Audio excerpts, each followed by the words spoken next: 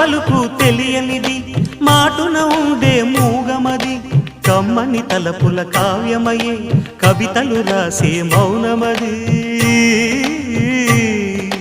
రాగల రోజుల ఊహలకి స్వాగతమిచ్చే రాగమది శృతిలయలరగని ఊపిరికి స్వరములు కూర్చే గానమది ఋతువుల రంగులు మార్చేది కల్పన కలిగిన మది భావం బ్రతుకును పాటగా మలిచేది మనసున కదిలిన మృదునాదం